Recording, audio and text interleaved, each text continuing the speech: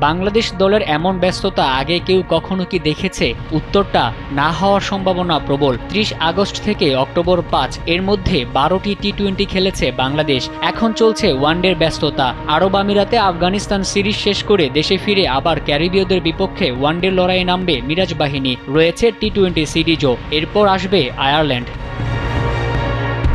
Asia কাপের প্রস্তুতি নিতে নেদারল্যান্ডসের সাথে ৩ ম্যাচের টি-20 সিরিজ খেলে এশিয়া কাপ মিশনে টাইগাররা পাড়ি জমায় সংযুক্ত আরব আমিরাতে। গ্রুপ পর্বে ৩ ম্যাচ খেলে সুপার 4 নিশ্চিত হওয়ায় আরও ৩টি ম্যাচ খেলে টাইগাররা। স্যান্ডেলিনা সো, রূপচর্চায় আভিজাত্য।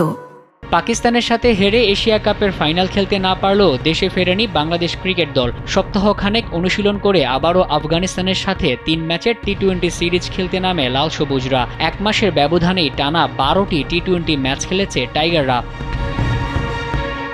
আফগানিস্তানের সাথে টি-20 সিরিজ শেষ করে এখন মেহেদী হাসান মিরাজের নেতৃত্বে ৩ ম্যাচের ওয়ানডে সিরিজ খেলছে বাংলাদেশ। সিরিজের শেষ ওয়ানডে অনুষ্ঠিত হবে ১৪ অক্টোবর। এরপর দেশের বিমান ধরবেন সাইফ, শান্ত, মিরাজরা। দেশে ফিরলেও বিশ্রামের ফুরসত মিলবে না ওয়ানডে দলের খেলোয়াড়দের, কেননা ১৮ তারিখ মিরপুরে শুরু হবে ওয়েস্ট ইন্ডিজের সাথে ৩ ম্যাচের ওয়ানডে সিরিজ। একই মাসে চট্টগ্রামে ওয়েস্ট ইন্ডিজের সাথে ৩ ম্যাচের টি-20 সিরিজও খেলবে টাইগাররা। এরই মধ্যে শাই হোপকে অধিনায়ক করে ওয়ানডে ও টি-20 স্কোয়াড ঘোষণা করেছে ওয়েস্ট ইন্ডিজ ক্রিকেট বোর্ড।